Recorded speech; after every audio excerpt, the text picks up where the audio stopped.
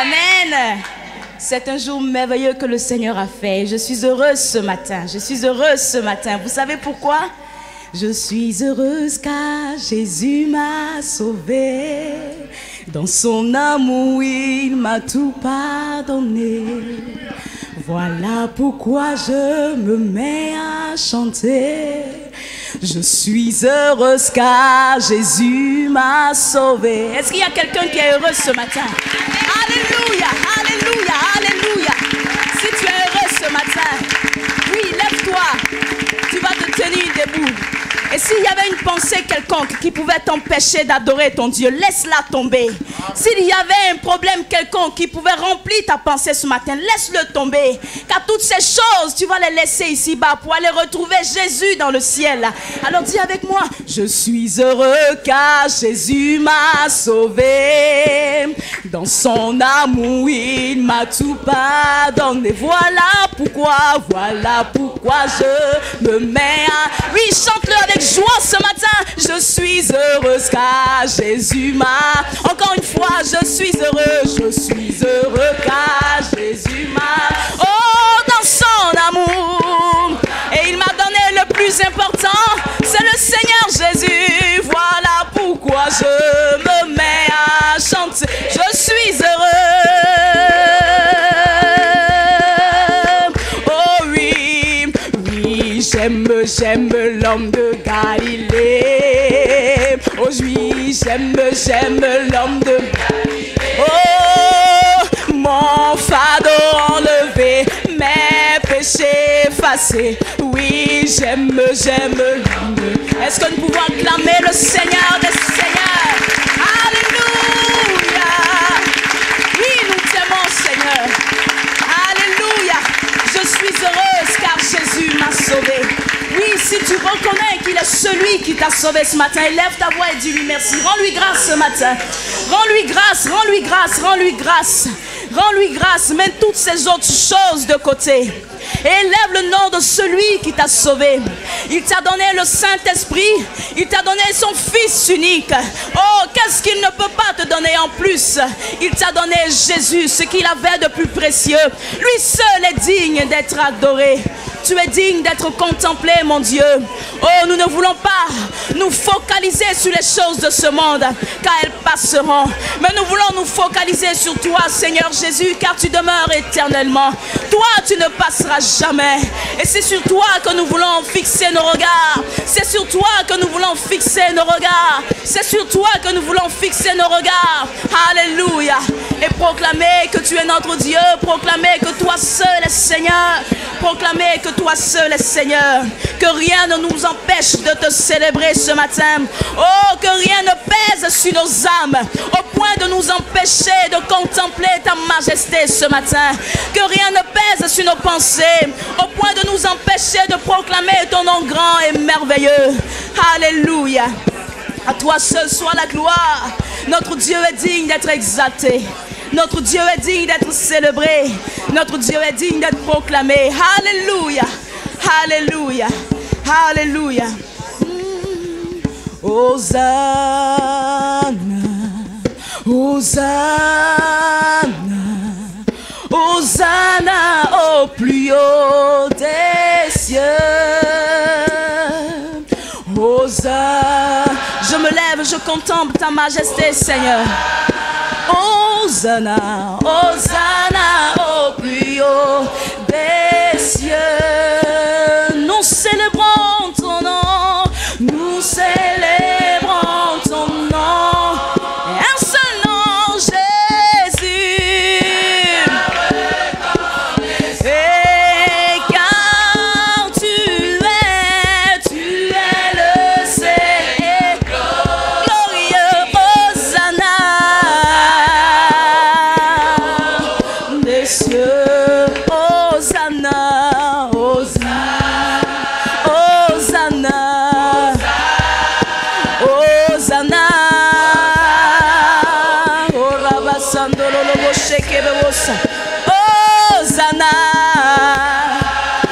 Hosanna, Hosanna, Hosanna au plus haut des cieux.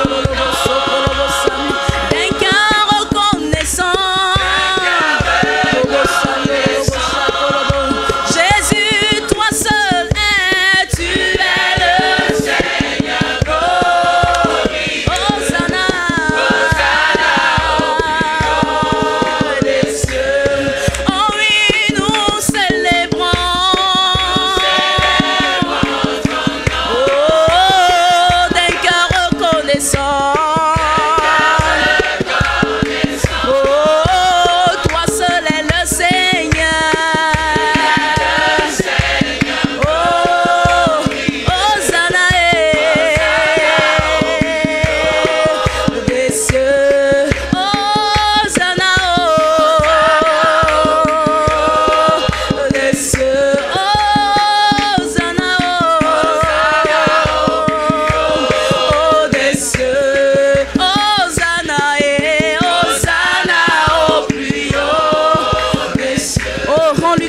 Rends-lui gloire ce matin. Élève ta voix et dis Hosanna à sa majesté.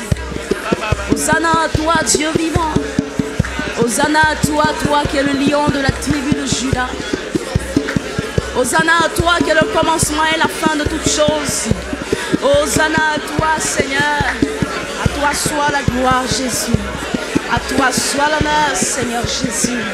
Oh, nous venons te célébrer, toi seul. Nous venons te célébrer, toi seul. Nous venons te célébrer, toi seul. Nous venons te célébrer, toi seul. Nous venons te célébrer, toi seul. À toi seul soit la gloire. À toi seul soit la louange. Nous ne voulons pas que les pierres se mettent à notre place pour t'adorer. Nous ne voulons pas que les pierres, Seigneur, se mettent à notre place pour te célébrer. Mais nous, le peuple que tu as racheté, nous voulons nous tenir sur nos pieds et t'adorer. Nous, le peuple que tu as racheté, nous voulons nous tenir sur nos pieds et t'adorer. Nous voulons nous tenir sur nos pieds, chanter tes louanges. Chanter tes louanges, chanter tes louanges, chanter tes louanges.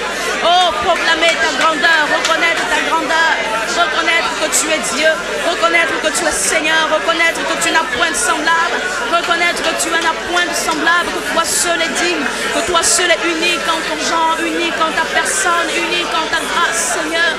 Toi seul est notre Dieu et nous voulons le reconnaître ce matin. Seigneur Jésus, nous venons devant toi avec révérence, avec humilité, pour adorer ta majesté, pour adorer ton Saint-Nom, pour adorer ta grandeur, pour adorer ta seigneurie, adorer ta royauté. Oh, nous reconnaissons que tu es Seigneur, nous reconnaissons que tu es notre Dieu, nous reconnaissons que tu es notre Dieu, nous reconnaissons que tu es notre Dieu, tu es l'alpha et l'oméga, tu es le commencement et la fin de toutes choses.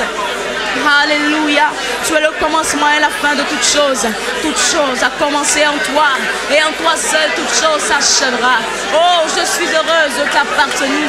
Je suis heureuse de t'appartenir. Je suis heureuse d'appartenir à celui qui détient toutes choses dans le ciel et sur la terre. Je suis heureuse d'appartenir à celui qui a toutes choses entre ses mains. Je suis heureuse d'appartenir au grand Dieu, au Dieu vivant, au Dieu souverain, au Dieu merveilleux.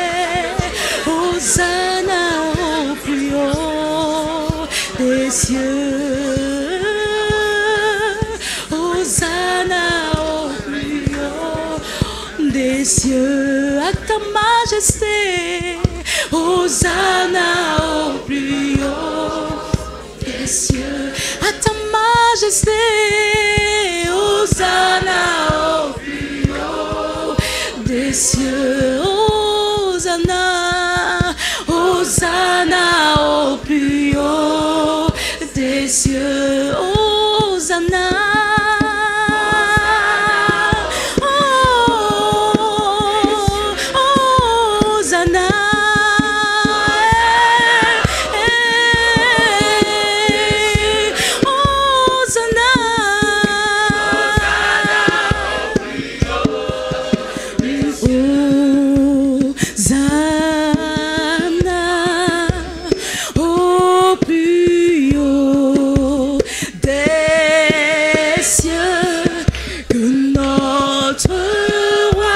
Soit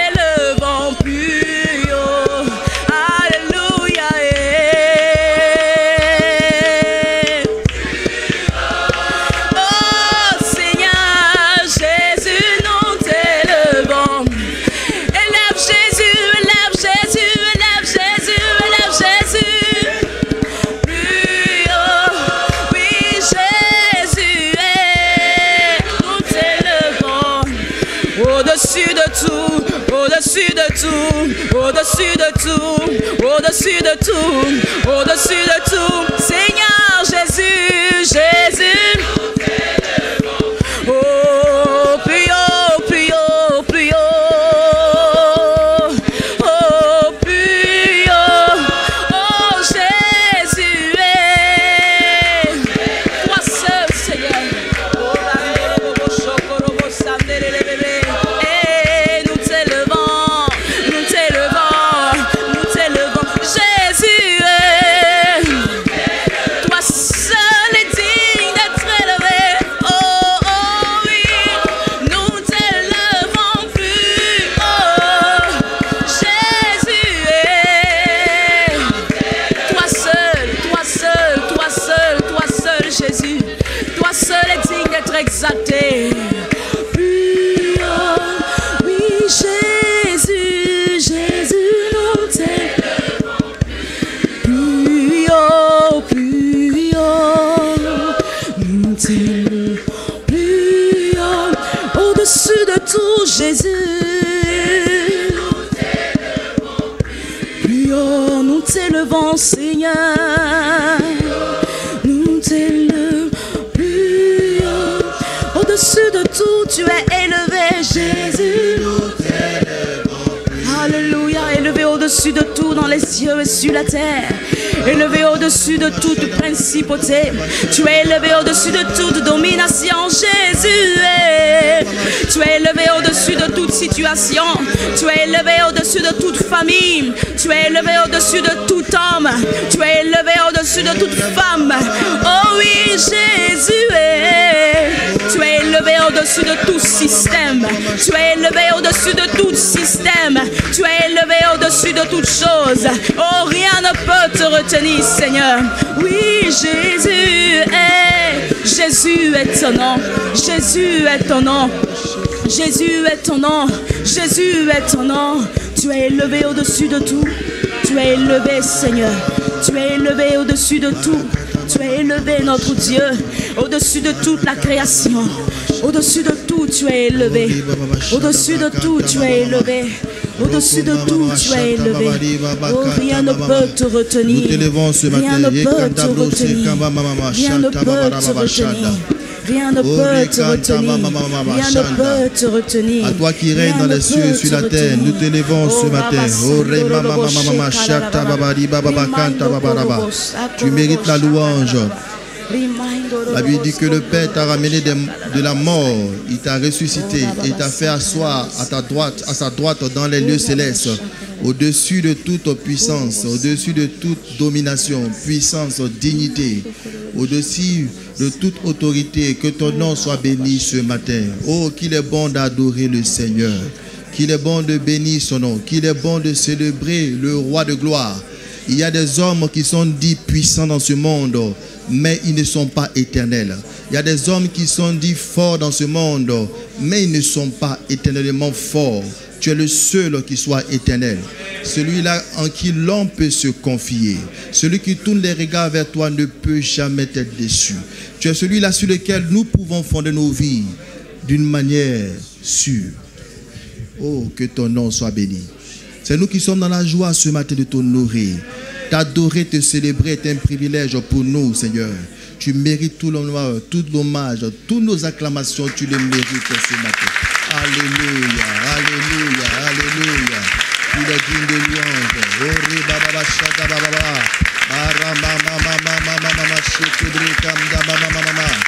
Alléluia, alléluia, alléluia, alléluia, alléluia. Il est digne de louange. Jésus, Jésus. Quel privilège pour nous d'être appelés enfants de Dieu. Quelle fierté d'être appelés enfants de Dieu. Oh, quelle fierté d'avoir Jésus pour Seigneur. Quelle joie. Oh, quel honneur, quel honneur, quel honneur. Alléluia. Reçois les hommages ce matin.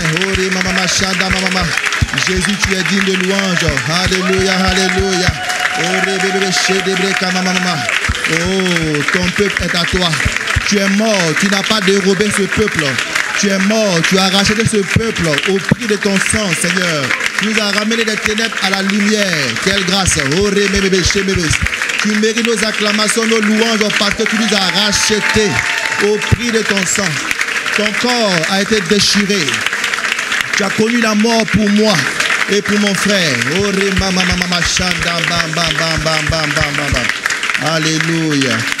Alléluia. Alléluia. Est-ce qu'on peut s'asseoir dans la présence du Seigneur? On peut saluer son frère. Alléluia. Il est mort pour nous. Jésus est mort pour nous. Alléluia. N'est-ce pas? Alléluia. Nous ne sommes pas un peuple que le Seigneur Jésus a dérobé. Amen. La Bible dit que le voleur ne vient que pour voler, égorger et détruire. Mais Jésus n'est pas venu pour voler. Il n'a volé aucune personne. Amen. Il est mort et il a racheté chacun d'entre nous au prix de son sang. Alléluia. Donc il mérite nos louanges. Amen. Qu'il soit honoré notre Seigneur. Amen. C'est un privilège pour nous de le servir, un privilège pour nous d'être appelés enfants de Dieu et les fils du royaume. Alléluia. Que Dieu vous bénisse abondamment. Qu'il vous fortifie ce matin et qu'il renouvelle vos forces. Que le Seigneur parle à vos cœurs ce matin. Qu'une parole spécifique vous soit adressée, que vous sortiez de ce moment béni et joyeux. Alléluia. Alléluia. Donc j'aimerais rendre gloire au Seigneur pour déjà nos parents dans la foi. Donc qui m'accorde ce privilège d'être là ce matin pour apporter la parole. Amen. Nous rendons grâce au Seigneur pour ces parents bénis qu'ils sont pour nous. Alléluia. Amen, amen. Amen. Alors, j'aimerais aussi bénir le Seigneur pour ma petite famille qui est avec moi. Bon, je crois qu'il n'y a pas de petite famille. Hein? Amen. Amen. Voilà. Donc, mon épouse est là et aujourd'hui, je suis béni parce que la maman de mon épouse aussi est là. Alléluia. Gloire à Dieu. Amen. Amen. Alléluia. Alors, donc, je rends gloire au Seigneur pour notre maman, Madame Diolo, qui est venue nous rendre visite et qui est avec nous. Amen. Alors, j'aimerais ce matin que nous puissions lire ensemble quelques textes bibliques avant d'introduire le message. Disons pour introduire le message, prenons ensemble 2 Corinthiens chapitre 5 à partir du verset 17. C'est un texte que nous connaissons très bien. Alléluia. Et nous sommes dans une saison où nous sommes en train de faire un peu comme un bilan de ce qui s'est passé durant ces 6 mois. Amen. 6 mois sont tellement vite passés. Amen. Beaucoup de choses se sont faites et nous avons commencé à faire déjà depuis environ 2 semaines un retour aux différents messages que nous avons eus depuis le début d'année. Alléluia. Et j'espère que chacun est en train de faire un bilan. Amen.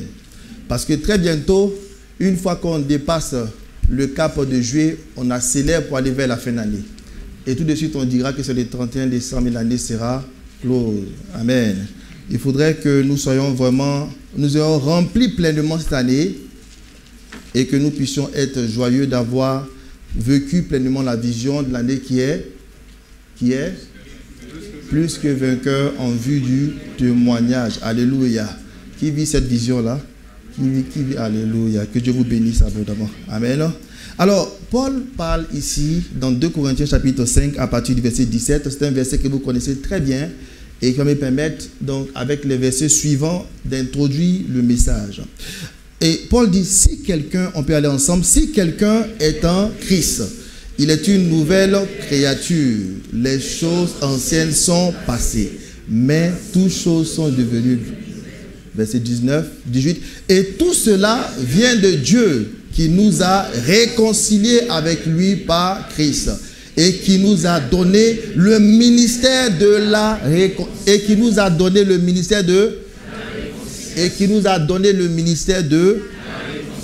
Alléluia. Donc qui est un ministère ici? Amen. Donc on ne peut pas dire pasteur, toi qui as le ministère, ou bien c'est nos papas qui ont le ministère, donc c'est vous. Non, on dit, il nous a donné à qui? Donc on est concerné. Alléluia. Amen. Il nous a donné le ministère de la réconciliation, verset 19. Car Dieu était en Christ, réconciliant le monde avec lui-même, en n'imputant point aux hommes leurs offenses. Il a mis en nous la parole de la réconciliation. Il a mis en nous la parole de la réconciliation. premièrement, il nous a donné. Deuxièmement, il a mis un. Donc en toi, qu'est-ce qu'il y a? C'est une bonne nouvelle, non? Alléluia. Donc tel que tu es, tu n'es pas vide. Tu vaux quelque chose. D'abord par le sang de Jésus, mais tu es rempli d'une parole qui est la parole de réconciliation. Alléluia. Et on est en train de parler de plus que vainqueur en vue du... Donc c'est le temps où vraiment la parole de réconciliation, que tu connais, il y a un médicament qu'on appelle effervescent. Qui connaît effervescent? Voilà, donc la plupart des gens connaissent l'effervescent. Qu'est-ce qui fait que l'effervescent est effervescent? Elle dit quand on met dans l'eau, ça devient quoi? C'est-à-dire que la parole qui est en toi, qui est la parole de la réconciliation, sur le deuxième semestre de l'année 2018. Alléluia. Amen. C'est-à-dire que ça a commencé depuis, disons, le 31 décembre. Tu as senti que la parole de réconciliation a commencé à bouillonner. C'est pourquoi tu as bougé. Mais le deuxième semestre doit être un temps d'accélération. Alléluia. Le second semestre qui va nous amener à la fin d'année doit faire que ton effervescence, ça se manifeste. Alléluia. Amen. Nous avons besoin de témoigner. Alléluia. Alors, Jésus dit dans Actes chapitre 1, Paul nous apporte cette révélation dans 2 Corinthiens chapitre 5 à partir du verset 18. On comprend que nous avons deux éléments essentiels. La parole, d'abord le ministère de la réconciliation. Nous imitons notre Seigneur.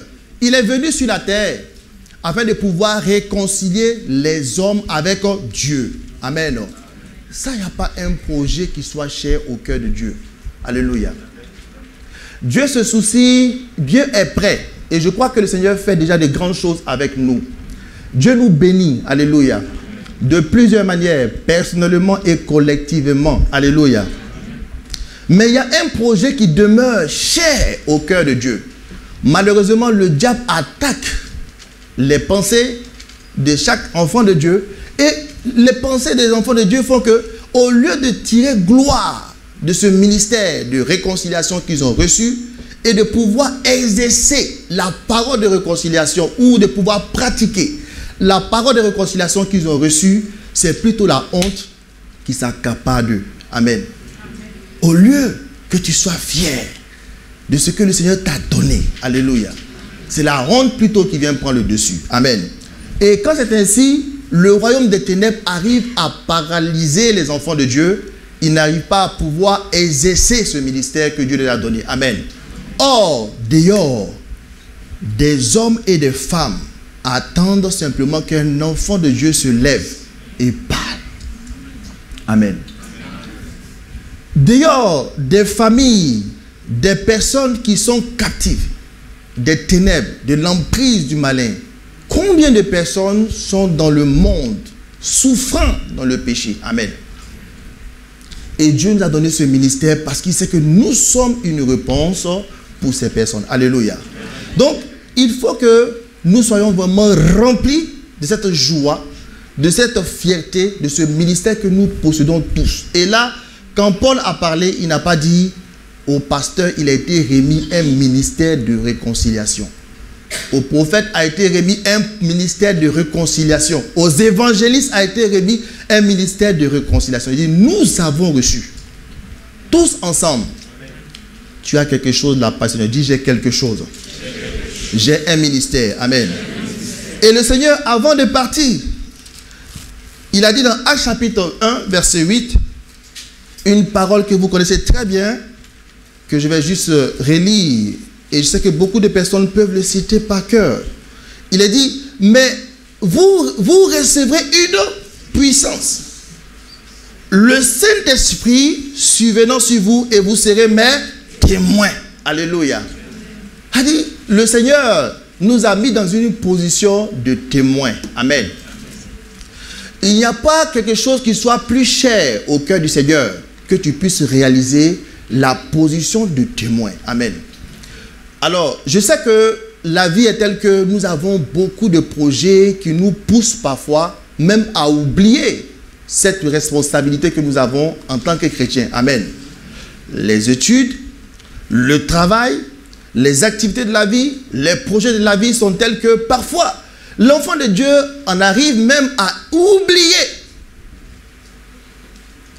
Certaines personnes en arrivent à oublier, durant des années même, je peux dire, leur responsabilité de témoin. Amen. Or, dehors, il y a des personnes qui se meurent, qui attendent simplement que vous puissiez témoigner, que je puisse témoigner. Et sur le trône, il y a le Seigneur qui est assis, qui dit, mais je leur ai confié le ministère. Je leur ai donné ce ministère de réconciliation. Je leur ai donné cette position de témoin. Mais est-ce que ces enfants de Dieu vont agir, ils vont pouvoir, disons, opérer, honorer ce ministère qu'ils ont reçu? Amen. Alléluia. C'est pourquoi ce matin, j'aimerais parler du noble ministère du chrétien. Alléluia. C'est un noble ministère. Amen. Bien-aimés, que les poursuivre de la vie ne puissent pas nous empêcher de pouvoir honorer ce noble ministère que nous avons reçu de la part de Dieu. Amen. Nous sommes dans une année où on parle de plus que vainqueurs en vue du témoignage. Alléluia. La parole de Dieu nous a été adressée, nous l'avons reçue, et maintenant le Seigneur attend que nous puissions encore et encore témoigner. Alléluia. Amen. Amen. Que le Seigneur vous fortifie. Amen. Que le Seigneur enlève la honte. Qu'il enlève la peur.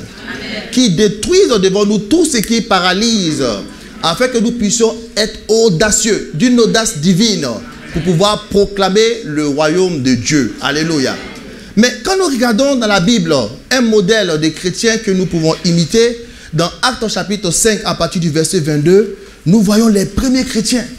Les premiers chrétiens dans la Bible, nous avons ici dans le chapitre 5 du livre des Actes, un récit de leur histoire en cette première, dans le début de l'ère de l'Église. Nous avons un récit dans le chapitre 5 des Actes qui nous raconte un peu comment est-ce que ces personnes-là ont honoré le ministère qu'ils avaient reçu de la part de Dieu. Amen. Tu l'as déjà. Tu as le ministère de la réconciliation. Tu as la parole de la réconciliation. Maintenant, ta responsabilité est de pouvoir honorer ce ministère. Amen. Est-ce que les choses de la vie, les événements, les circonstances, les poursuites de la vie vont étouffer en toi ce désir d'honorer ce ministère que le Seigneur a donné, ou bien tu vas en tout cas être au-dessus de tous ces poursuivre et persévérer dans le témoignage jusqu'à ce qu'il revienne. Alléluia. Parce que le Seigneur attend que tu puisses parler de sa part. Amen.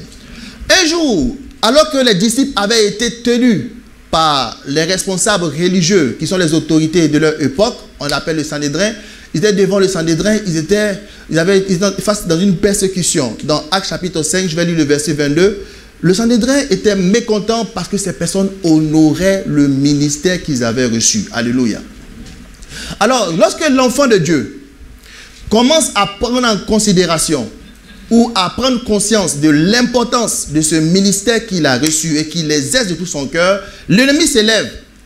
Mais l'ennemi n'est pas puissant pour arrêter l'enfant de Dieu. Amen. Parce que Dieu est derrière ses enfants, ses témoins, afin de les soutenir. Vous connaissez ce verset dans le livre des Actes, Marc chapitre 16, qui dit qu'il était avec eux et il travaillait avec eux. Le témoignage est une question de travail, de collaboration entre l'enfant de Dieu et le ciel. Amen. L'enfant de Dieu ne doit pas se sentir en aucun moment seul lorsqu'il est sur le terrain du témoignage. Amen. Quand tu es sur le terrain du témoignage, tu dois être rempli de cette assurance, de cette conscience que le Seigneur est là avec toi, il travaille avec toi afin que ses buts soient atteints. Amen. Parce que Dieu veut sauver les hommes. Dieu veut sauver les hommes. Et Dieu t'attend pour cela. Alléluia.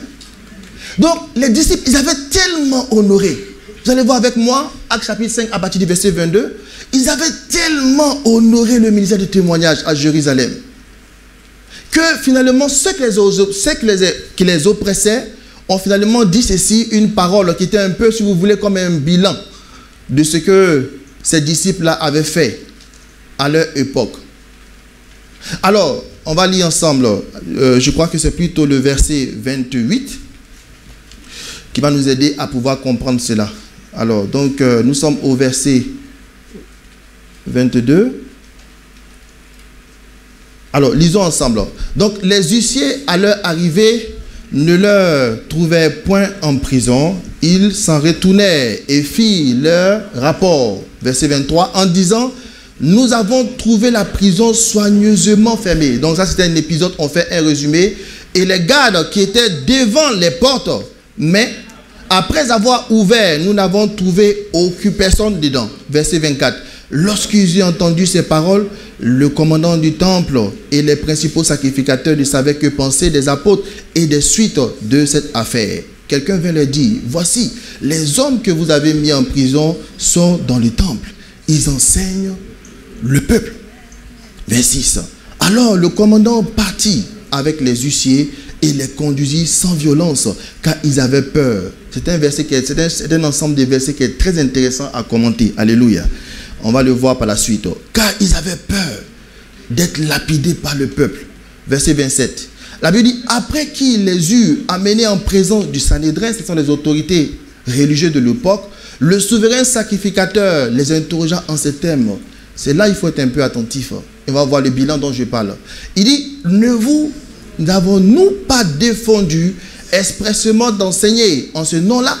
Et voici, vous avez rempli. C'est extraordinaire. Alléluia.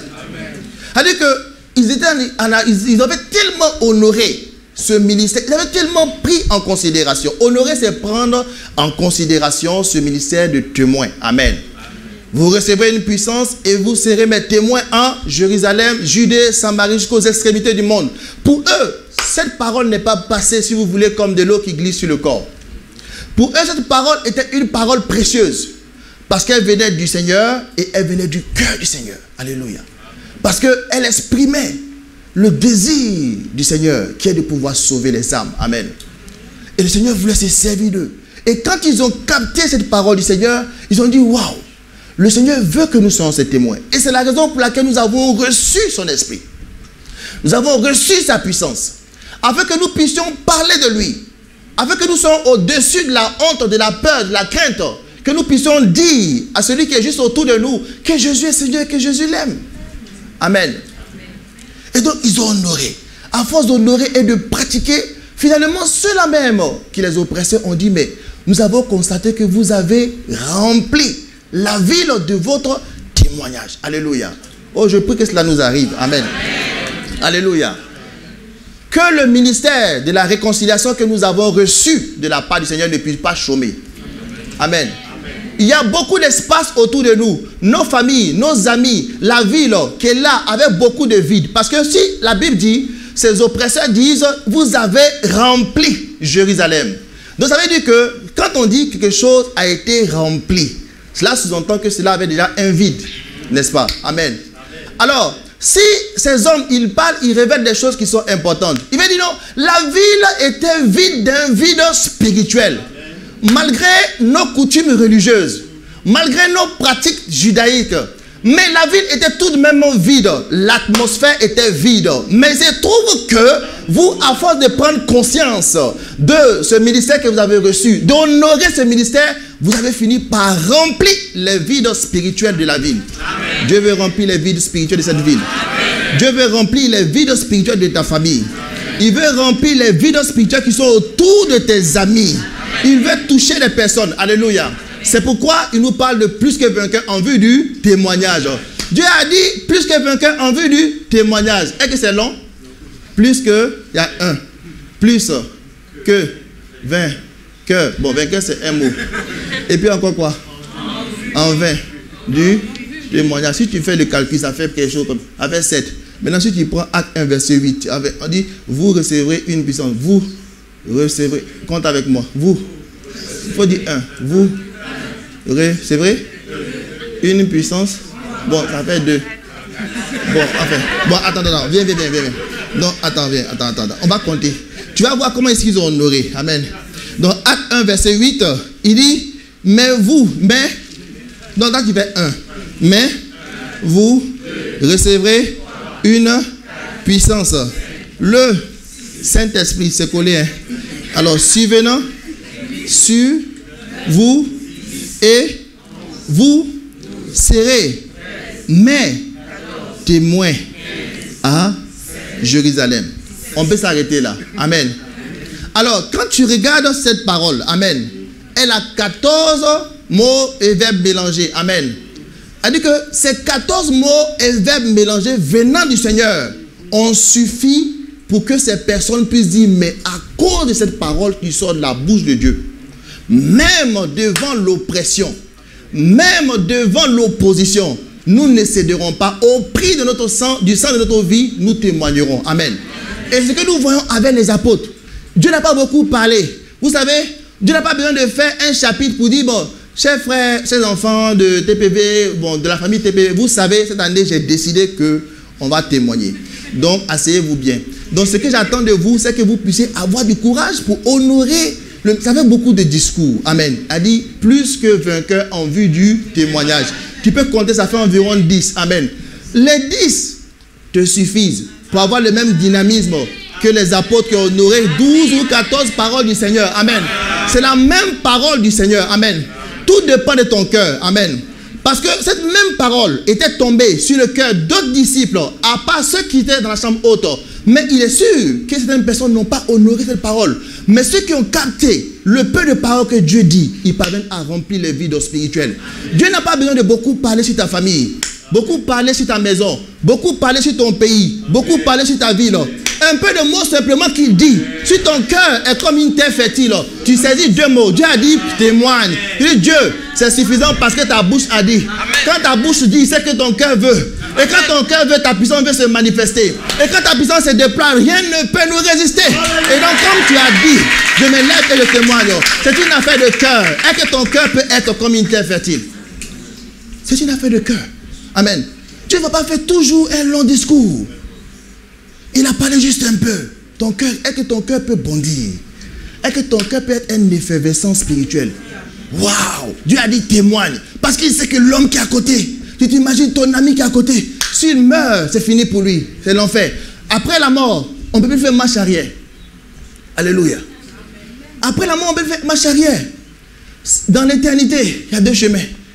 Soit tu pars pour la vie éternelle, soit tu pars pour la mort éternelle qui n'est pas un jeu.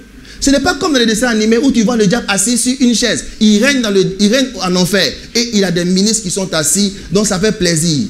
Non, même là-bas, il va pleurer aussi. Parce que le diable même aura des problèmes. Parce que c'est un feu qui consume continuellement. Amen. Ce n'est pas un lieu d'amusement. Donc, à cause de cela, l'amour pour nos frères et nos sœurs, il faut que nos cœurs soient comme des terres fertiles. La terre fertile. C'est-à-dire quand une parole sort de la bouche de Dieu, 2 mots, 3 mots, 4 mots, 7 mots, ça suffit. C'est-à-dire que tu n'as pas besoin de dire beaucoup de mots. Le peu que tu vas dire, ça suffit. Amen. Soyons comme les centeniers. Les centeniers disent, mon Seigneur, c'est pas la peine. Je veux que mon serviteur soit guéri. J'ai besoin de guérison. Mais je suis venu vers toi, Seigneur. Tu veux te déplacer pour venir, mais ça ne vaut pas la peine que tu te fatigues, tu te déplaces. Pourquoi? Pour témoigner, il faut que tu te... Seigneur, il a qu'à se lever son trône. Les anges n'ont qu'à venir dans ta chambre pour te dire, lève-toi, va témoigner. Tout ça pour que tu parles de Jésus qui t'a sauvé. Il faut tout cette armée-là. Il faut un festival. Un sifflet qui sonne là-bas qui dit, oui, voilà, aujourd'hui tu vas témoigner. Juste pour toi. Alléluia. Est-ce que tu peux te lever pour témoigner? Est-ce que ton cœur peut être comme une terre fertile? Une terre qui est réceptive. Qui dit, Seigneur, tu as dit simplement, ça suffit. Si tu as dit, tu es sage, tu es le sage. Tu ne peux pas me mettre un ministère qui n'est pas important. Si tu as choisi, parmi tout ce qui peut exister, de me confier un ministère qui est le ministère de la réconciliation, c'est que ton cœur tient à cela. Jésus est mort pour la réconciliation des hommes. Et il a dit, moi j'ai fini ma part. Maintenant, toi tu prends la relève. Il est mort. Le fait simplement de penser à la mort de Christ doit nous rappeler un peu l'importance du ministère de la réconciliation. Ce n'est pas un ministère banal. Alors lève-toi, évangélise. Ne dis pas, je suis trop beau, laisse ta beauté. C'est Dieu qui t'a rendu beau. Amen. Si tu n'as plus de pommade pour te pommader, tu vas voir si tu es beau. Alléluia. Amen. Parce que le diable ment à beaucoup de personnes. Oh non, mais toi, tu es le gars, dit quoi? Tu vas le dire devant. Parce que parfois témoigner impose que tu te mets dans la rue et tu parles aux gens. Mais c'est toi quand même, c'est toi qui portes les grandes chemises, les grands pantalons. Donc tu vas te mettre devant les gens pour parler de Jésus. Oh, laisse tomber. Et puis maintenant, toi, tu dis oui, c'est vrai, quand même, c'est moi. Toi, tu es qui? Amen. Si Jésus t'a arraché tout ce que tu es, tu vas comprendre. Amen. La beauté, les biens que tu possèdes, ce qui fait ta gloire, vient de qui? Qui est-ce qui a permis que tu aies cela? Amen. Qui est-ce qui a permis que tu aies ce travail? Cette activité que tu as, qui a permis cela? Si Jésus n'avait pas parlé, tu aurais quelque chose? Il y a beaucoup de personnes ici comme moi qui savent qu'ils n'auraient même pas eu le diplôme qu'ils ont eu si Jésus n'avait pas intervenu. Tu as eu ce diplôme, tu as eu ce travail. Maintenant, tu ne veux plus parler de Jésus. Tu dis que tu es trop beau, tu es trop éclatant. Pour aller te mettre devant les gens. Ils vont m'insulter. Mais laisse, on va t'insulter pour Jésus, c'est une joie. Lève-toi et témoigne. Amen. Que l'année 2018 passe, 2019 vienne, continue de témoigner. Que le témoignage soit pour toi, ça dit un honneur. Que le témoignage soit pour toi vraiment quelque chose que tu chéris. On n'a pas besoin de courir après pour que tu dises Jésus est Seigneur. C'est-à-dire qu'on va voir par la suite comment est-ce que les disciples, ils avaient eu. C'est-à-dire que quand tu lis les Actes des Apôtres, surtout le chapitre 4, 3 à 5, tu vas découvrir comment est-ce que les disciples étaient constamment persécutés. Mais ils étaient comme un peu comme des machines, quoi. C'est-à-dire que lorsqu'on les persécute et on les menace, on dit, nous vous défendons de ne pas enseigner. Il dit, mais Jésus-Christ est mort. Ça sort de leur bouche. Ça sort de leur bouche. Il est mort, il est ressuscité pour que les gens soient sauvés. Si tu veux les persécuter encore, lis, tu vas voir. Dès que tu l'as pu, il dit, nous vous avons défendu. Il dit, non, mais ne savez-vous pas qu'il est mort, il est ressuscité pour... Il dit qu'il ne s'empêche pas. On ne peut pas. Le Saint-Esprit fait que tu ne peux pas. Que cela t'arrive. Que la grâce soit accordée. Amen. Au lieu de dire non, j'ai honte. Mais ça dit que le Saint-Esprit en toi te bouge tellement que tu ne peux pas t'empêcher de parler. Il est mort, il est ressuscité. On va le voir par la suite. Amen. Alors, voyez-vous, le Seigneur nous donne ce ministère et nous devons être vraiment conscients. Et donc les persécuteurs disent, mais vous avez rempli. Ça c'est bon. Parce que si les disciples même s'étaient assis et ils avaient dit, nous avons rempli la ville, on aurait dit c'est de l'orgueil. Il n'y a aucune certitude. Mais là, ce sont les opposants qui disent, vous avez rempli. Donc c'est un constat qui est réel, authentique. Que cela arrive autour de nous. Il y a des villes qui sont vides. Malgré tout ce que vous voyez comme apparence religieuse, il y a des cœurs qui sont vides et Dieu veut les remplir. Il attend que tu sortes un peu. Sors et va parler de lui. Alléluia. Alors, comment est-ce que ces disciples ont montré leur acharnement? Ils avaient compris des choses. C'est-à-dire, il y a des choses qu'ils avaient comprises. Et le Seigneur veut que nous puissions, si vous voulez, revenir sur ces éléments importants. 3 choses qu'ils avaient comprises, que sur lesquelles j'aimerais insister avant d'aller dans le cœur du message, ou bien on verra comment le Seigneur nous conduit. Mais ils avaient compris des choses, ils avaient compris la notion de la charge. Témoigner, c'est un mandat. C'est un mandat. Tu as ce mandat. Donc, chaque fois, lisons ensemble 2 Corinthiens 5, verset 21. Revenons un peu. Et j'ai apprécié cela. J'ai tiré la notion de la charge lorsque j'étais en train de lire, si vous voulez avec moi, les différentes versions amplifiées de 2 Corinthiens 5 à partir du verset 21. C'est extraordinaire. Le fait de lire différentes versions nous permet d'apprécier le même verset autrement. Témoigner. Témoigner, ce n'est pas une option. Témoigner n'est pas une option. Ah non, ce n'est pas une option. Et on va, parmi les 3 éléments qu'il a donnés, dont ils avaient tellement conscience, de sorte que ça les poussait à aller de l'avant dans le témoignage. Quand je vais citer les 3 éléments, tu vas voir effectivement que ce n'est pas un jeu. Le deuxième élément n'est pas très joli à entendre, mais je crois que c'est juste. Amen. On va y arriver. Alléluia. Alors, dans 2 Corinthiens chapitre 5, à partir du verset, si vous voulez bien avec moi, à partir du verset, on est toujours au verset 21, 2 Corinthiens 5, verset 17, on peut aller directement au verset 18, qui va nous aider à comprendre la notion de la charge que j'ai pu tirer. C'est une charge. Et la charge fait que quand tu as vraiment une charge, tu dis, mais Seigneur, il faut que je puisse me libérer de cette charge. C'est une manière positive de parler. Il faut, Seigneur, que je puisse témoigner. Il faut. Que cette charge-là te dérange au fond de toi-même. Alors, quand je lis précisément le verset 19, alors, on a lu le verset 17 jusqu'au verset 18. On se suit? On se suit? Voilà. On a lu le verset 17 jusqu'au verset 19. Verset 18, on a compris au verset 18 que tout cela vient de Dieu qui nous a réconciliés avec lui par Christ et qui nous a donné le ministère de la réconciliation. Donc ça, c'est une vérité absolue. Tu as un ministère. Et quand tu n'évangélises pas ou quand tu ne témoignes pas, ce ministère chôme. Alors, sois encouragé. Amen. Je suis venu pour encourager. Alléluia. Et au verset 19, il dit, car Dieu était un Christ, réconciliant le monde avec lui, en n'imputant point aux hommes leurs offenses, il a mis en nous la parole de la réconciliation. Ça, c'est la version Louis II. Amen.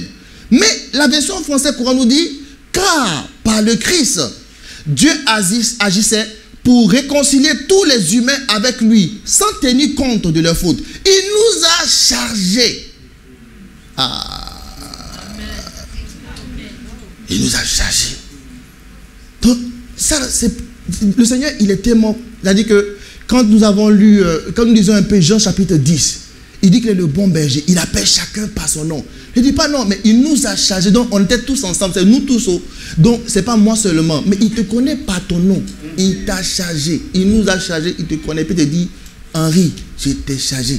Donc, c'est ce qui va se passer. Il va dire, mais quand tu vas arriver au ciel, il va dire, mais mon enfant, tu as dit nous. C'est nous. Nous tous ensemble. Mais je ne te connais pas ton nom. Toi aussi, je t'ai chargé.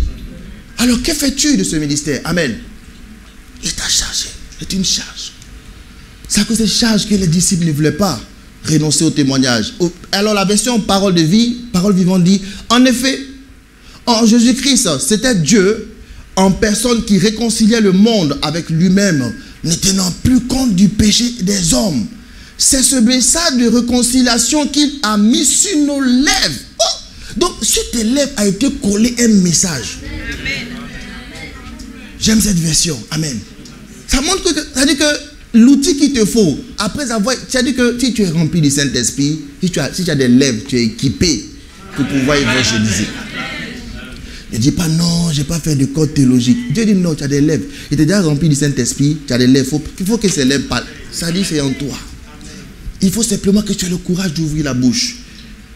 Amen. Il a mis sur nos lèvres. Et il nous a chargé de proclamer publiquement. Ce n'est pas en cachette. Amen. N'aie pas honte de lui, je t'en supplie. N'aie pas honte de lui. J'aime sortir particulièrement par l'annoncer l'évangile. J'aime m'exposer. J'aime être dehors. Ce n'est pas facile. Parce que quand tu vas sur le terrain, pas plus tard que la semaine dernière, quand tu vas sur le terrain, tu rencontres des personnes. Bonjour mon frère. Ça commence toujours par là, parce qu'on ne va pas causer ça pour dire, bon, Jésus est né, il est mort, donc toi, tu dois être sauvé, et puis bon, c'est fini, tu tournes ici. Non, bonjour. Ah, bonjour, même on te regarde comme ça. Ah. Bon, c'est pas grave, c'est que moi, c'est un témoin, c'est un ambassadeur, je suis là. S'il vous plaît, est-ce que je peux avoir du temps, parler peu? Bon, tu approches la personne déjà dit, la personne te regarde déjà, parce qu'elle avait déjà, elle marchait, parce que le problème, c'est qu'elle est en train de marcher comme ça. Quand tu as dit bonjour, elle s'est tournée, mais le pied est toujours là comme ça. Elle n'a pas redressé le pied pour venir. Donc, oui. Donc la personne est suspendue. Elle est prête à partir. Et donc, oui. Alors, j'aimerais parler avec vous de Jésus. Bon, moi je suis... le pied est parti. Parce que lui, il n'était pas prêt. Amen. Amen. Mais ça dit que tu peux endurer des frustrations. Mais c'est pour le Seigneur. Amen. Et donc je parle avec ces deux personnes, un homme et puis une femme. Alors j'ai arrêté, la femme ne voulait pas. Elle se dit qu'elle ne veut pas entendre. Non, je suis chrétien, je suis musulman, je ne veux pas entendre parler. Elle est partie très loin. Le garçon s'est arrêté. Il dit, mais écoutez, vous ne voulez pas écouter au moins le message, mais tenez au moins une Bible. Ah, il dit, mais oui, une Bible, je suis d'accord pour cela. Je vais prendre la Bible. Il est venu. Il dit, mais vous savez, au fait, je peux vous écouter. Mais c'est seulement que la fille, elle est pressée. Sinon, je serais restée pour vous écouter. Il n'y a pas de problème. Donne-moi ton numéro. Alors, on échange les numéros de téléphone. Je dis, bon, on va lire cette Bible et on peut se contacter. Amen. Et je lui envoie des messages pour lui dire, en tout cas, encouragement, lis cette Bible et par la suite, s'il y a des questions, on peut s'appeler, on va parler ensemble. Amen. Dieu a toujours, même s'il y a des personnes qui vous frustrent, qui vous froissent, parce qu'elles ne veulent pas vous écouter, il y a toujours des personnes qui ont un cœur qui est prêt à recevoir. Amen. Il faut être courageux. Amen. Accepter d'aller sur le terrain. Et ne dis pas, non, ils m'ont froissé. Ne dis pas dire ta personne. Le témoignage va imposer que tu puisses endurer des frustrations, mais accepte cela, c'est pour Jésus, c'est une gloire. Amen. Alléluia. Amen. Donc c'est une charge. Les disciples disent, mais non, Jésus a parlé dans Acte 1, verset 8. Sa parole ne peut pas passer.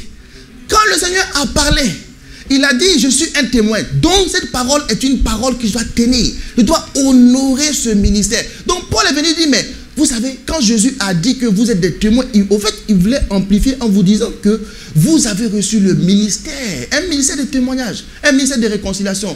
Il dit, waouh, donc tu as bien compris les paroles du Seigneur. Donc moi qui suis là, j'ai reçu un ministère de témoignage. Il dit, oui, tu as reçu un ministère. Comment je vais faire? Il dit, mais tu as tout, la parole est en toi, elle est attachée à tes lèvres, parle seulement.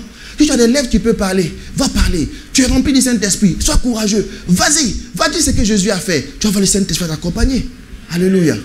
Donc, ils avaient cette charge, cette conscience. Mais deuxièmement, il n'avait pas simplement que ces charges. Et il y a un deuxième élément qui m'occupe. Parce que quand je lisais un peu le livre des Actes, je me suis rendu compte que face à la persécution, systématiquement, comme je vous le disais il y a quelques minutes de cela, Pierre et Jean avaient une réponse qui était toujours, qui suivait la parole qui les interdisait d'évangéliser. Vous allez voir avec moi, on va faire ensemble cette méditation rapidement. Alors, nous sommes dans Actes, rapidement, Actes chapitre, si vous voulez avec moi. Nous sommes dans Actes chapitre 5, d'abord Actes chapitre 4. Et donc, le Seigneur veut nous donner ces éléments pour que cela puisse éveiller en nous cette même conscience que les apôtres avaient, afin que nous puissions aussi à notre tour évangéliser. Amen. Actes 4, 18. Suivez avec moi. Actes 4, 18. Alors, la première fois que ces disciples se trouvent devant le Sanhédrin, la Bible dit, et les ayant appelés, c'est les Sanhédrins, c'est-à-dire les autorités religieuses de l'époque, il leur défendit absolument de parler et d'enseigner au nom de Jésus. Verset 19, regardez la réplique. Pierre et Jean leur répondit, jugez s'il est juste devant Dieu de vous obéir plutôt qu'à Dieu. Mais ce n'est pas une réponse qui est, dans ce cas, suivez avec moi, la seconde fois où ils sont encore devant les mêmes autorités religieuses, où ils répondent à l'interdiction. Nous sommes maintenant dans Acte 5 à partir du verset 28. Vous allez voir. Acte 5 à partir du verset 28. La Bible dit, une autre fois encore, ils sont devant les mêmes personnes qui viennent encore les empêcher d'évangéliser et ils disent, ne vous avons-nous pas défendu expressément d'enseigner en ce nom-là? Amen. Donc s'il dit, ne vous avons-nous pas défendu? C'est au passé composé, non? Parce qu'il y a une première fois, nous vous avons dit de ne pas faire, et vous avez fait. C'est comme ça qu'il faut faire avec le diable. Amen. Au moment où tu dis de ne pas faire parce que tu as telle occupation, de ne pas faire parce qu'il y a tel prétexte, lève-toi et fais. Amen. Sois acharné. Parce que tu as la charge, tu as la conscience de la charge. Témoigner n'est pas une option. Mais observe un peu ce qu'on va tirer comme deuxième élément qui a fait que ces personnes étaient déterminées pour le témoignage au verset suivant. Verset 29. Pierre et les apôtres répondirent, il faut obéir à Dieu plutôt. Vous voyez que ça se ressemble, n'est-ce pas? Systématiquement. Lorsque la première fois, ils disent, jugez vous-même. C'est une question qu'ils leur posent. Et même ils doivent répondre. Vous-même répondez à la question. Jugez s'il faut obéir à Dieu que aux hommes. C'est une question, on appelle ça une question où. Ça c'est en marketing, non? Question où. Voilà. Il y a les questions qui sont faites. Voilà. Alléluia. Dans la question ouverte. Mais c'est une question qui est une affirmation. Ils disent il faut obéir à Dieu plus qu'aux hommes. Mais c'est de quelle obéissance il parlait? C'est témoigner. Alléluia. Parler de Jésus. Amen. Donc, le second élément qu'on peut tirer de là, c'est quoi? C'est que pour eux, témoigner, c'est obéir à Dieu. Amen. Mais ce qui peut être difficile à entendre ce matin, ne pas témoigner, c'est... Ah, là, ils vont dire vraiment, celui-là, il ne fallait pas qu'il vienne ce matin. Parce qu'il est en train de nous déranger. Amen. Donc, témoigner, c'est... Ne pas témoigner, c'est... Amen. Amen. Parce que c'est une charge. La charge, ça a été donné. Donc, quand tu ne veux pas témoigner avec tous les privilèges que Dieu t'a donnés, la position dans laquelle Dieu t'a placé, ce n'est pas en vain. Alléluia. Les diplômes, les possibilités, les ouvertures que tu as, si cela ne contribue pas à l'expansion du royaume des cieux, cela ne contribue pas à la proclamation du royaume des cieux, c'est que tu n'es pas en train, tu ne suis pas le but que Dieu poursuit avec toutes ces choses qu'il te donne. Amen. Amen. Donc les disciples dans le cœur, l'équation était là.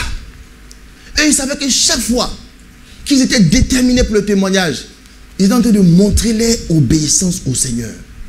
Parce que Jésus avait dit avant de partir, vous serez mes témoins dans Acte 1, verset 8. Pour eux, obéir à Dieu était la chose la plus importante à faire. Donc, bien aimé, ce n'est pas pour te décourager ou te culpabiliser. Mais si au fond de toi, cette équation peut être gravée par le Saint-Esprit, si le Saint-Esprit peut mettre en toi la conscience de la charge, s'il peut ce matin mettre en toi l'équation suivante, témoigner, c'est obéir à Dieu. Mais quelque part, refuser de témoigner, c'est quelque part résister à cet esprit-là qui t'a été donné pour le témoignage. Quelque part, c'est désobéir à Dieu. Donc, quand ça devient quelque chose de clair en toi, lorsque tu es en train de marcher dans la rue et que le Seigneur te donne la pensée, simplement, de pouvoir dire, parle à telle personne, tu vas dire, Seigneur, je considère ta grâce, j'irai parler. Amen. Tout peut partir d'une simple pensée. Une simple direction de l'esprit, parle. Et parfois, témoigner, ce n'est pas compliqué. Parler de l'amour du Seigneur. Parler de ceci, c'est là que l'esprit vous conduit. Et c'est là qu'une vie peut être sauvée. Quelle joie d'être un instrument par lequel une vie est sauvée. Amen. Et le troisième élément, je crois que je vais aller et je vais donner quelques éléments à partir d'un texte biblique, ce que le Seigneur m'a donné. Alors, le troisième élément, pour terminer, c'est trois éléments parmi tant d'autres que ces apôtres avaient sur les yeux, qui formaient en eux cette conscience, qui créaient en eux cette détermination. Il dit, mais peu importe, mon travail ne peut pas m'empêcher de témoigner. Ma position, parce que je suis devenu maintenant une personne qui a plus de moyens, ne peut pas m'empêcher de témoigner. Parce que Jésus ne peut pas dire, allez témoigner. Et moi, je vais rester insensible. Il ne peut pas me confier une mission qui est inutile. S'il a pris le choix de dire, allez, soyez mes témoins, c'est que c'est là que son cœur nous attend. Amen. Et il faut saisir cela pour dire, Seigneur, je veux faire pleinement ta volonté, t'obéir. Amen. Et ils étaient conscients, pour terminer ces trois éléments, de la promesse du Seigneur. Ils étaient conscients que le Seigneur était avec eux. Bien-aimés, comme je le disais avant d'introduire ces trois éléments, le Seigneur est avec ceux qui se lèvent pour témoigner. Amen. Il ne les abandonne pas. Amen. Et ce texte-là, vous le connaissez. Rapidement, dans Matthieu chapitre 28, et je vais lire et je vais passer à certains éléments qui peuvent nous aider, dont nous devons tenir compte pour pouvoir témoigner. Pour toutes les personnes qui ce matin, qui écoutent et qui aimeraient, disons, faire les premiers pas dans le témoignage. Parce que parfois, il est bien de dire que témoigner c'est une responsabilité, mais parfois il y a des personnes qui disent, mais comment on peut faire? Jamais je n'ai témoigné, j'aimerais bien le faire, j'aimerais bien obéir à Dieu, mais je ne sais comment le faire. Amen. Et je sais qu'il y a les sacerdoces des éclaireurs qui est là pour aider, et il y a déjà ça, mais c'est quelques éléments ce matin qui vont nous aider à faire le pas. Amen. Et pour ceux qui, par exemple, au cours de l'année, avaient commencé à témoigner et qui ont commencé à avoir le zèle du témoignage, commencé à perdre de l'ampleur, ce matin que ce message te renouvelle simplement. Sois encouragé. Amen. La meilleure des choses que tu peux faire, c'est de pouvoir témoigner. Alléluia. Amen. Rapidement, on va lire deux textes bibliques en Matthieu chapitre 28. Et on voit ici comment est-ce que le Seigneur donne la promesse de son assistance. Chaque fois, dis-toi, chaque fois que tu te lèves selon le Seigneur pour aller parler de lui, bien-aimé, tu n'es pas seul. Tu n'es pas seul. Il est avec toi. Matthieu 28. La Bible dit, on va lire ensemble, afin que cette parole reste au fond de nous-mêmes. Quand ils le virent, ils se prosternèrent devant lui, mais quelques-uns eurent des doutes. Au verset suivant, c'est là qui est plus important. Jésus s'étant approché, leur parla ainsi. Tout pouvoir m'a été donné dans le ciel et sur la terre. Amen. Verset suivant. Allez, faites de toutes les nations des disciples, les baptisant au nom du Père, du Fils, du Saint-Esprit. Suivant. Et enseignez-leur à observer tout ce que je vous ai prescrit. Et voici, je suis avec vous tous les jours jusqu'à la fin de l'année. Amen. Et là, tu as l'assistance du Seigneur. Là, quand tu t'en vas parler à cette personne, vers laquelle l'Esprit te conduit, sache que Dieu est avec toi et il est prêt. Alléluia. Et on va lire un autre verset rapidement, Marc chapitre 16, que vous connaissez très bien aussi, qui nous parle de la collaboration ou l'assistance du Seigneur. Marc chapitre 16, verset 19. La Bible dit, le Seigneur, allons dire ensemble, le Seigneur, après leur avoir parlé, fut enlevé au ciel et il s'assit à la droite de Dieu. Et il s'en allait prêcher partout. Le Seigneur travaillait. Le Seigneur est prêt à travailler avec toi. Amen. Il est prêt. Amen. Ne dis pas que je suis seul. Tu n'es pas seul. Il est prêt. Amen. Alléluia. Il travaillait avec eux et confirmait la parole par les miracles qui l'accompagnaient. Alléluia. Est-ce qu'on peut acclamer le Seigneur? Alléluia. Amen. Alors, j'aimerais juste en quelques minutes, dans la suite de notre message, simplement donner quelques éléments qui peuvent nous aider. Alors, ça va aider, par exemple, une personne qui lui dit, mais comment on peut pratiquer toutes ces choses? Comment on peut faire? J'ai pris conscience, tu as donné 3 éléments qui sont importants, qui font la motivation, parmi tant d'autres, des apôtres, quand ils évangélisaient. Mais on va voir un peu comment est-ce que Dieu, dans la simplicité, conduit ceux qui s'élèvent pour témoigner. Alléluia. Et je vais tirer juste quelques éléments sur lesquels on va prier pour clôturer. Alléluia. Alléluia. Alors, donc, nous sommes dans Actes chapitre 16. Dans Actes chapitre 16, j'aime bien ce texte, c'est le texte sur lequel le Seigneur m'a conduit lorsque je préparais ce message. On va découvrir ensemble que Paul avait un mandat d'aller remplir les vides qui étaient dans une partie, dans un continent qui est l'Europe. Et il y avait un territoire qu'on appelle la Macédoine qui était un territoire en Europe qui englobait plusieurs villes, notamment les villes comme Thessalonique, comme Philippe. Donc le texte qu'on va lire est un texte qui s'est déroulé dans une ville qu'on appelle Philippe. Donc Philippe, Thessalonique, Bérée, donc toutes ces différentes villes étaient dans une région qu'on appelait Macédoine en Europe. Alléluia. Donc dans Acte 16, le Seigneur avait un cœur pour la ville de Philippe. Bien aimé, toutes les villes où Dieu nous a placés en tant que vision plénitude de vie, dans la vision plénitude de vie, Dieu a un cœur pour ces villes. Alléluia. Ne nous levons pas pour dire simplement nous partons à l'église, c'est le mercredi. Nous partons à l'église, c'est juste le dimanche et c'est terminé. Oui, c'est une chose, mais le témoignage dans la ville, le Seigneur attend cela parce qu'il a un cœur pour la ville en question. La ville dans laquelle il nous a établis, il attend que notre lumière puisse luire dans cette ville, que la ville soit remplie, les vides spirituels soient comblés par le ministère de la réconciliation que nous avons et la parole de la réconciliation. Amen. Donc ce n'est pas un hasard que nous sommes là. Amen. Donc prenons conscience de cela et agissons en conséquence. Alors, Acte chapitre 16, on va tirer quelques éléments et on va prier pour terminer. Alors cet épisode va commencer à partir du verset 5. Donc Paul va être conduit par l'Esprit. Donc on va voir comment est-ce que l'Esprit du Seigneur qui est en nous, dont nous avons été remplis, est un esprit qui a un plan. Il a un plan. Amen. Vraiment le témoignage, ce n'est pas disons, de l'anarchie. Dieu tient à cela et il a un plan. Il a un plan. Il a vraiment un programme pour la ville dans laquelle nous sommes. Amen. Alors dans Actes chapitre 16, à partir du verset 5, la Bible dit, les églises, ça c'est le contexte, les églises se fortifiaient dans la foi et augmentaient en nombre de jour en jour. On est ensemble? Voilà, verset 6. Ayant été empêchés par le Saint-Esprit d'annoncer la parole dans l'Asie, ils traversaient la Phrygie, le pays de la Galatie. Donc, ils voulaient exercer les ministères de réconciliation en libérant la parole de réconciliation dans ces zones indiquées. Donc, la Bible dit qu'ils voulaient aller libérer cette parole en Asie. Mais l'Esprit dit, Paul, attendez, parce qu'il y a un plan pour une ville, des endroits qui doivent être remplis. Amen. Vous voyez, ça tire Dieu, vraiment, ça tire au cœur de Dieu. Amen. Il dit, mais en ce moment, mon enfant, tu te lèves, c'est une bonne chose. Mais au fait, dans le programme de cette ville, il y a un endroit, il y a des villes qui doivent être remplies. Justement, t'élever, c'est une bonne chose, il va te diriger là où il faut. Si nous nous levons, le Seigneur nous conduira là où il faut. Devant la personne qu'il faut. Dans la ville qu'il faut. Devant la famille qu'il faut. C'est-à-dire que tu ne vas pas comprendre, mais tu seras là où il faut. Et quand tu seras en train de parler, tu ne comprendras pas, mais tu parleras par l'esprit. Et quand tu auras fini, tu vas te rendre compte qu'une personne va commencer à pleurer, dire, je recevoir, ton cœur sera rempli de joie.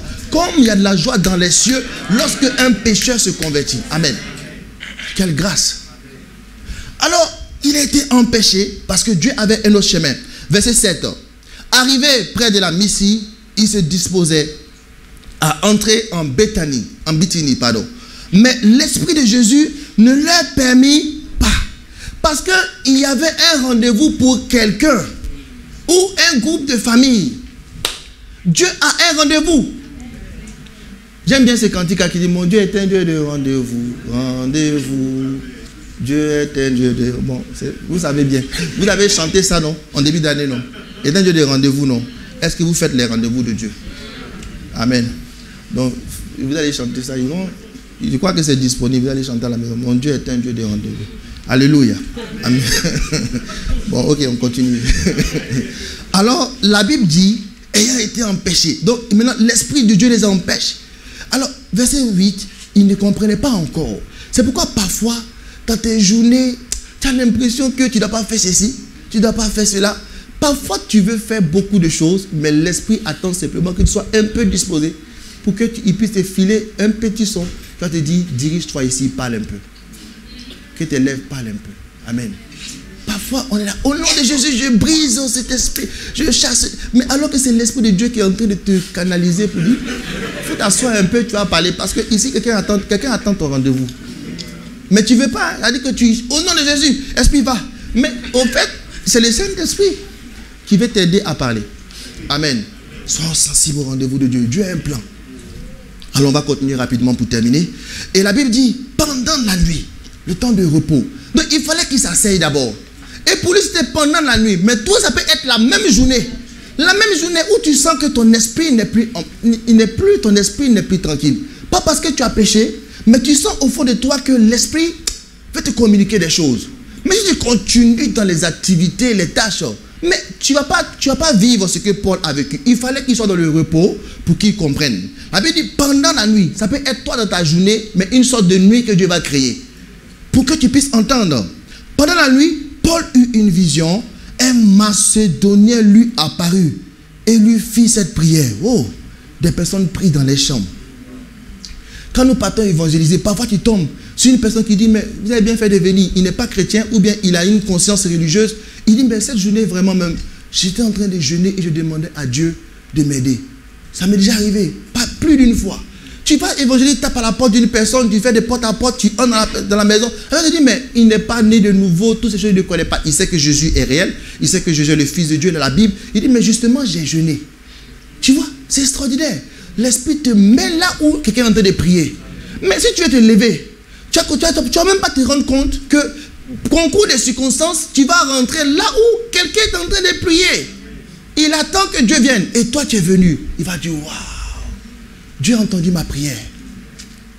Ah, il faut que tu te lèves. Alléluia. Amen. Amen. Et la Bible dit par la suite, un Macédonien, il priait. Donc, il fit cette prière. Passe en Macédoine. Et comme Dieu, il est le Dieu des esprits, il sait connecter la prière d'une personne qui est dans sa chambre quelque part là-bas à ton esprit qui est assis à la maison. Donc quand ton esprit commence à être vraiment, tu ne sais pas ce qui passe, reste tranquille, commence à demander Saint-Esprit, qu'est-ce qu'il faut faire? Il va te faire la connexion. Alléluia. Après cette vision, la vision de Paul, nous cherchâmes aussitôt à nous rendre en Macédoine, concluant que le Seigneur nous appelait à y annoncer la bonne nouvelle. Amen. Premièrement, premier élément, comprenons ensemble, bien-aimés, vous qui voulez faire le pas ou bien qui voulez continuer, le Seigneur a un plan. Et si nous nous levons, le Seigneur va faire la connexion pour que nous nous retrouvons là où il y a des personnes qui prient, qui attendent de recevoir quelque chose. Alléluia. Verset 11. Excusez-moi. Étant partis de Troas, nous fîmes voile directement vers la Samothrace. Samothrace, n'est-ce pas? Et le lendemain, nous débarquâmes à Néapolis. Verset 12. De là, nous allâmes à Philippe, le lieu de rendez-vous, qui est la première ville d'un district de Macédoine et une colonie. Nous passâmes quelques jours dans cette ville. Le jour du sabbat, c'est-à-dire que Paul n'avait pas toute la carte tracée. C'est pourquoi Paul est évangélisé. Tu n'as pas besoin que Dieu te donne toute la carte tracée. Donc aujourd'hui, tu vas faire ceci à telle heure. Non, vas-y. C'est-à-dire que ton esprit a commencé, il y a eu comme une direction de l'esprit au fond de toi. Tu sens véritablement que l'esprit veut te parler. Tu t'assois. Comme Paul, pendant la nuit, il a été calme. Il a pu recevoir la direction de Dieu. Et toi, dans ta journée, le Saint-Esprit va créer une sorte de nuit où tu vas capter la pensée de Dieu et tu te dirigeras là où tu vas conclure par le Saint-Esprit que tu dois aller. Ça peut être au marché, au supermarché, dans une maison qui est à côté pour aller parler. Amen. Et tu iras. Alléluia. Et la Bible dit qu'il n'avait pas tout. Mais le jour du sabbat, nous nous rendîmes hors de la porte vers une rivière où nous pensions que se trouvait un lieu de prière. Moi, j'aime cette partie. Elle me donnera de tirer un deuxième élément. Premier élément, Dieu a un plan. Le second élément, je tire du verset 12. Paul pensait. Bon, alors, moi, je crois qu'on ne peut pas systématiquement dire qu'il avait une pensée. Et à travers la pensée, Dieu va le conduire Alléluia. C'est-à-dire que tu as une pensée dans la journée. Vraiment, j'ai l'impression que je dois partir ici. C'est-à-dire qu'une pensée, ou bien une personne te propose d'aller voir une telle personne, un tel frère. J'ai l'impression, la pensée vient et c'est là que le déclic va se faire. Amen. Je me souviens qu'une fois j'étais sur le terrain d'évangélisation et lorsqu'on est parti, juste un frère a dit, bon, aujourd'hui, on va aller, pasteur, rencontrer un frère de l'église qui ne vient pas souvent. On va les saluer. Il dit, il n'y a pas de problème, allons-y. Et j'y vais. Et dans la maison, le frère n'est pas là en question, mais il y a 4 frères, 4 garçons qui sont assis. Voilà. Donc, et on rentre, je ne savais pas. Pour moi, je suis parti qu'une pensée d'aller saluer un frère. Je vois 4 personnes. Là, le frère dit, mon pasteur, il faut parler. Il dit, mais toi, tu dois parler parce que je suis venu vous accompagner. Non, moi, je n'ai pas de problème pour évangéliser. Mais tu dois parler parce que je suis venu vous accompagner. Il dit, non, il faut parler. Bon. Trop de discours, c'est bon. Je vais parler. Et je commence à parler. À la fin, les 3 personnes reçoivent le Seigneur. Waouh! Une pensée, des vies sauvées. Alors, ici, Paul, conduit par une pensée, la Bible dit, nous pensions que se trouvait un lieu de prière. Nous nous assîmes et nous parlâmes aux femmes qui étaient réunies. Donc finalement, il semble qu'il n'y avait pas de lieu de prière. Mais il avait pensé. C'est pas mauvais. Tes pensées, Dieu va les utiliser aussi. Amen. Maintenant, la Bible dit, il y avait des femmes qui étaient assises. Donc ils sont assis. Ils ont commencé à parler. Tu vois? Verset 14. L'une d'elles, nommée Lydie, marchande de pourpre de la ville de Thyatire, était une femme craignant Dieu. Elle écoutait. Moi, alors, du premier élément, Dieu a un plan. Second élément, Dieu peut te conduire. Il faut être à l'écoute. Une pensée peut être utile pour te conduire à une moisson d'âme. Amen. Alors ici, on va voir que au verset 14, alors on voit que tout se dirige maintenant. On se détourne du groupe des femmes. On dit l'une d'elles. Où sont passés les autres? Donc on peut conclure que les autres n'écoutaient pas. Ou bien celles écoutaient, mais leur cœur n'écoutait. Parce qu'il y a des personnes qui peuvent t'écouter avec l'oreille, mais le cœur n'écoute pas.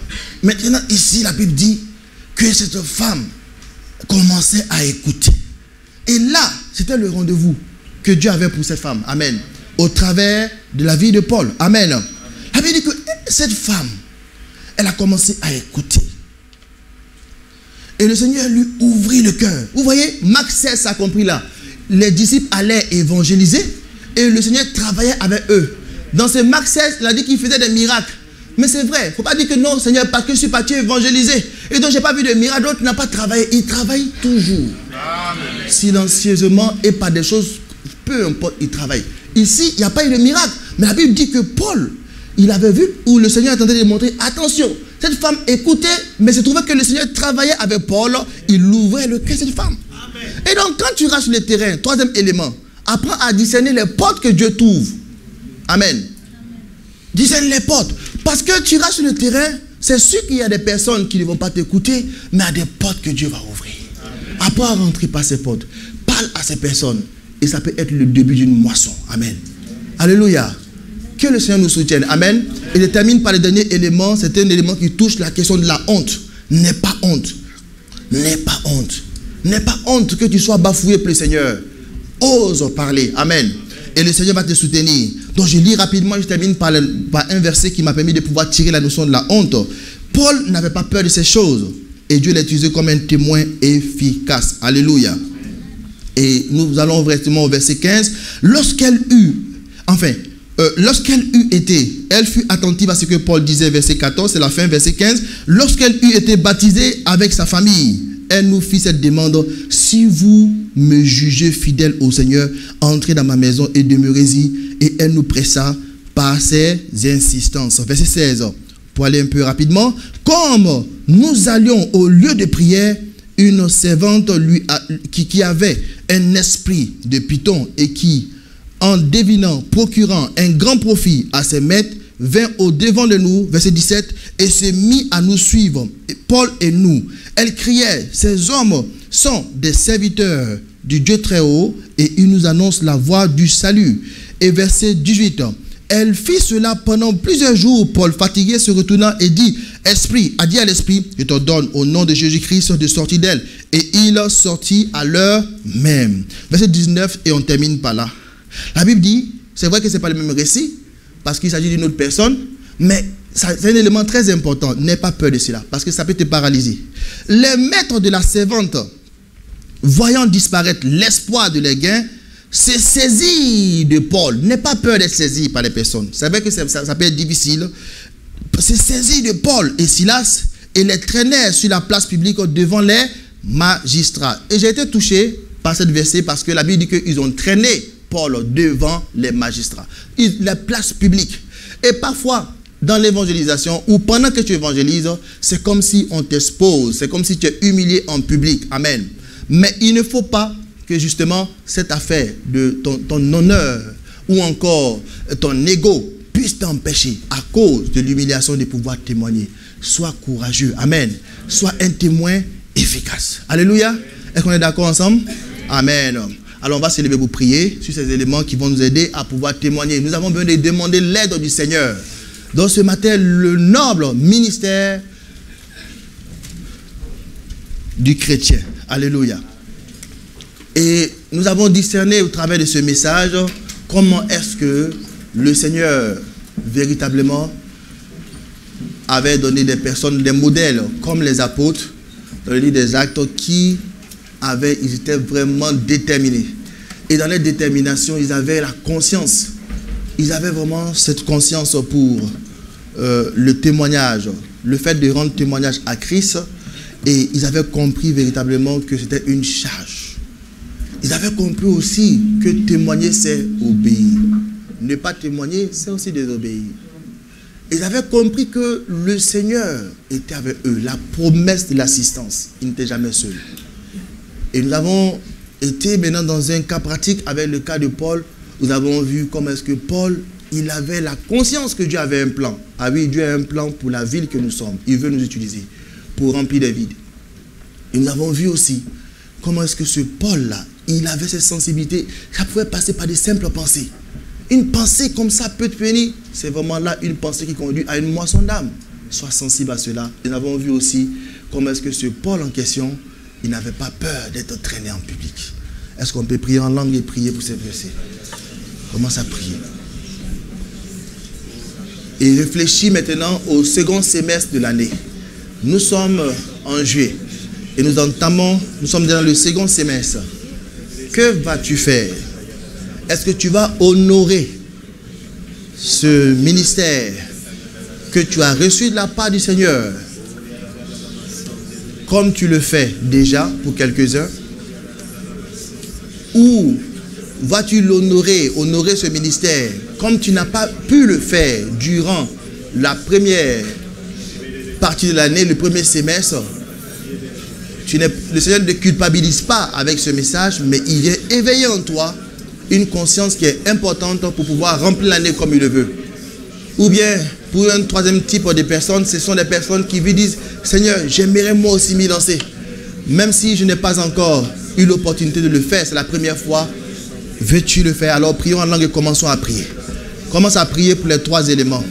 Demande que le Saint-Esprit puisse ancrer ça en toi. Que tu sortes de ce temps avec la certitude que tu as un ministère. Le ministère de la réconciliation que le Seigneur t'a donné. Et tu as en toi une parole qui est la parole de réconciliation. C'est l'évangile que tu peux proclamer. Et sois conscient de ces trois éléments. La charge. Sois conscient aussi de l'importance de l'équation qu'il y a entre l'obéissance, entre le témoignage et l'obéissance. Et dis Seigneur, je veux croire à ton assistance. Merci Saint-Esprit. Parce que tu nous aides ce matin. Tu viens nous soutenir. Tu viens nous soutenir. Tu viens nous soutenir par ton esprit. Tu viens renouveler en nous, ce matin, la flamme qui a été éteinte pour quelques-uns. Tu viens attiser dans la vie d'une personne cette flamme qui brûlait déjà, afin qu'elle soit encore plus grande. Parce que tu veux faire de plus grandes choses. Tu veux remplir les vides spirituels dans nos villes, autour de nous, dans nos familles. Tu veux agir avec puissance. Parce que ce matin, tu veux nous apprendre aussi que nous ne sommes pas seuls. Viens opérer. Viens, je dirais, incruster ces messages, ces paroles au fond de nous-mêmes, afin que nous puissions sortir avec une résolution. Celle de pouvoir continuer, persévérer dans les témoignages. Persévérer. Persévérer. J'aimerais particulièrement, avant de terminer, priez pour les personnes qui ont vu ce matin que elles n'ont pas. C'est-à-dire que pendant que nous parlons, la Bible dit que la parole de Dieu est utile afin de pouvoir enseigner, afin de pouvoir aussi convaincre, corriger et instruire l'homme de Dieu.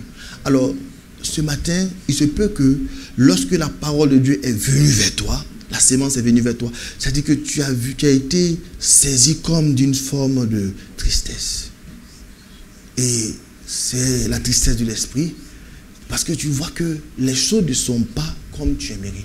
C'est-à-dire que tu n'honores pas comme il se doit ce ministère.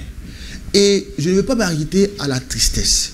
Je veux ajouter à cette première sensibilité la raison. C'est-à-dire que tu as eu ces sentiments-là au fond de toi, mais tu ne t'es pas arrêté là. Tu as dit au fond de toi, il y a aussi une voix qui parle. Seigneur, aide-moi, je veux aller. Aide-moi, je veux m'élancer. Aide-moi, je veux honorer. Si tu es concerné, pas simplement par le fait que tu es triste dans son esprit, mais parce qu'au fond, au-delà de la tristesse, il y a aussi au fond de toi cette voix qui te dit, c'est le temps, j'y vais. Alors donc maintenant, lève tes mains ou bien mets ta main sur ton cœur. Je vais juste prier et on va terminer. Alors Seigneur, je vais te dire merci. Parce que ce matin, tu touches le cœur de tes bien-aimés. Nous sommes à tes pieds. Parce que nous sommes autour de toi, oh Seigneur. Oh, je prie, Seigneur, que maintenant, ce second semestre de l'année soit un semestre de témoignage. Oh Seigneur, que tu puisses enlever tout ce qui constitue une barrière. Que celui qui se sent limité par la honte, se sent limité par la peur, se sent limité par un quelconque élément que je ne peux citer de l'âme, soit libéré et qu'il soit rempli d'une audace divine afin de pouvoir témoigner.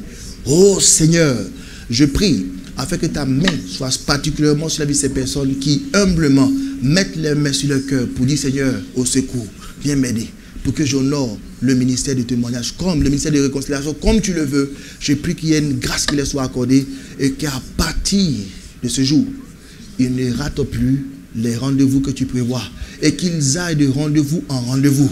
Que leur vie soit un instrument par lequel tu sauves des personnes, des familles, des jeunes hommes, des jeunes femmes. Que leur vie soit un moyen par lequel la parole de Dieu est répandue autour d'eux. Et que leur joie soit complète en la fin d'année parce qu'ils peuvent voir durant ce semestre comment les utiliser pour sauver des âmes. Dans le nom de Jésus. Dans le nom de Jésus, nous avons prié. Amen.